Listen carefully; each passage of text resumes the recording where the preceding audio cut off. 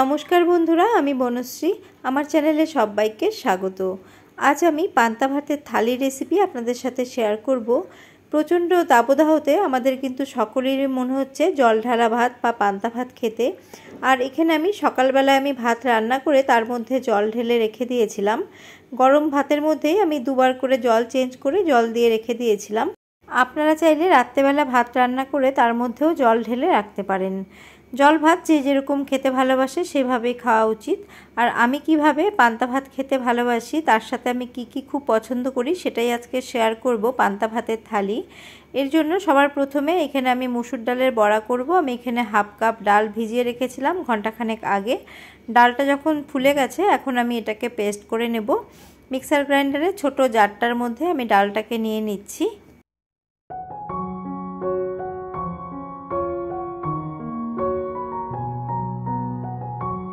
এবার ডালটাকে আমি পেস্ট করব, তার আগে একটা পাকা লঙ্কা দিয়ে দিলাম। আপনারা চাইলে কাঁচা লঙ্কা দিয়েও পেস্ট করতে পারেন। জল ছাড়া ডালটাকে আমি পেস্ট করে নিয়েছি। এই পেস্টটা আমি কিন্তু খুব মিহি করে করিনি, পেস্টটা আমি একটু দানাদারভাবে করেছি। একটু দরদরা পেস্ট করলে কিন্তু ডালের বড়াটা খুব মুচমুচে হয়। এবার আমি এর মধ্যে মেশাবো পেঁয়াজ কুচি। এখানে ডালের পরিমাণ হিসেবে আমি পেঁয়াজ কুচি মিশিয়েছি, আপনারা আপনাদের পরিমাণ হিসেবে পেঁয়াজ কুচিটা দেবেন। আর দিয়ে দিচ্ছি 2-3টে কাঁচা লঙ্কা কুচি। কাঁচা লঙ্কা ডালের সাথে একটা বেটেছিলাম, সেই হিসেব করে আমি কাঁচা লঙ্কা দিয়েছি। 1/4 চা চামচ দিয়ে দিচ্ছি আমি এখানে কালো জিরে। 1/4 চা চামচের মতো দিয়ে দিলাম হলুদ গুঁড়ো। 1/4 চা চামচ জিরে গুঁড়ো। আর স্বাদ অনুসারে লবণ দিয়ে দিচ্ছি। এবার আমি এটাকে খুব ভালো করে মেখে নেব। আর বন্ধুরা, আমি এখানে আমার ডালের পরিমাণ হিসেবে সমস্ত কিছু মশলা দিয়েছি, আপনারা আপনাদের ডালের পরিমাণ হিসেবে সমস্ত কিছু বাড়িয়ে বা কমিয়ে নেবেন। খুব ভালো করে এটাকে আমি মেখে নেব।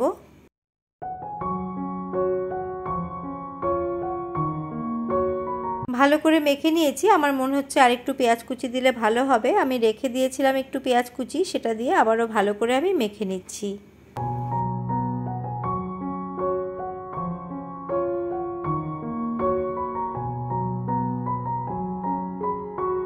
ডালটাকে খুব ভালো করে আমি মেখে নিয়েছি। এবার বড়া ভাজার পালা। আমি গ্যাসের মধ্যে কড়া বসিয়ে অলরেডি সর্ষের তেল গরম করে নিয়েছি। এবার এর মধ্যে আমি বড়াগুলো একে একে দিয়ে দেব। আমি একটু মিডিয়াম সাইজ করেই ভেজেছি, আপনারা ছোট বা বড় আপনাদের প্রয়োজন হিসেবে দিতে পারেন।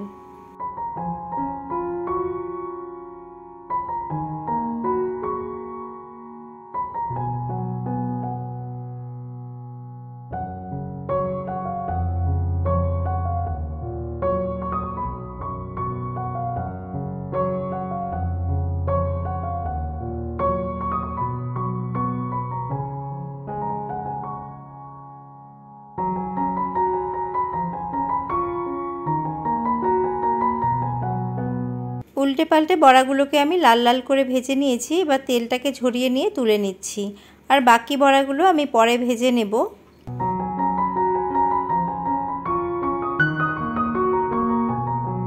এই তেলের মধ্যেই আমি 3টে শুকনো লঙ্কাও ভেজে নিচ্ছি।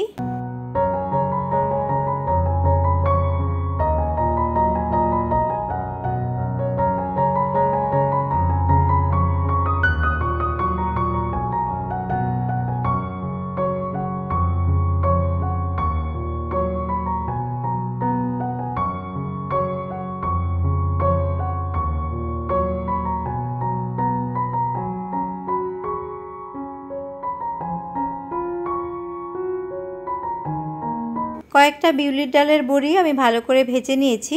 বাকি তেলের মধ্যে আমি দিয়ে দিচ্ছি পেঁয়াজ কুচি। আমি আলু মাখার জন্য পেঁয়াজ কুচি এখানে দিয়ে দিচ্ছি।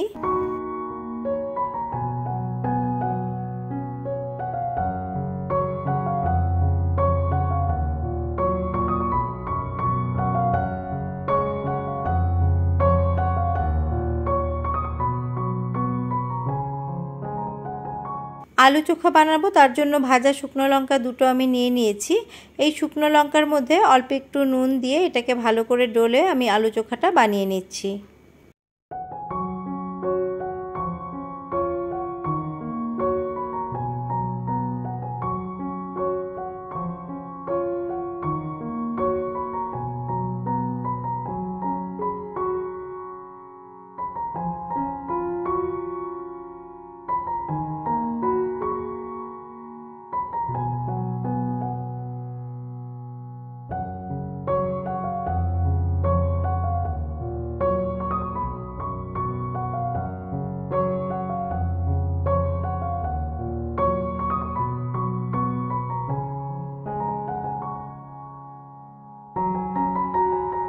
আলু চোখার সাথে ভাজা বড়িটাও আমি দিয়ে দিচ্ছি। এইভাবে বড়ি দিয়ে আলু চোখা কিন্তু খুবই ভালো লাগে।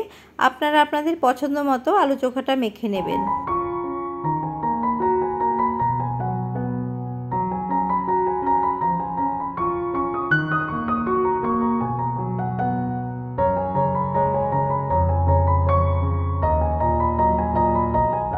আলু চোখাটাকে আমি বড়ি দিয়ে ভালো করে মেখে নিয়েছি। এবার আমি আলু বেগুন সেদ্ধ মাখবো।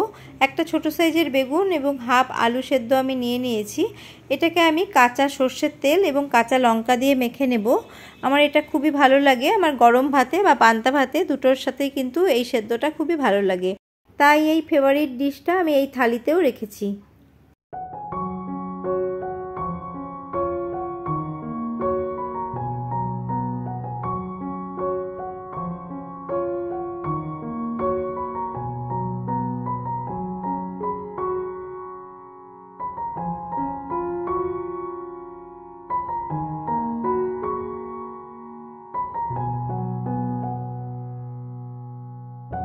আজকে ঘরে মাছ অ্যাভেলেবেল নেই, তার জন্য আমি ডিম ভাজা করে নিচ্ছি।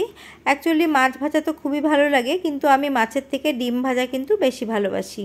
আমি ভাতটাকে একটা বড় বোলের মধ্যে আমি ট্রান্সফার করে নিয়েছি।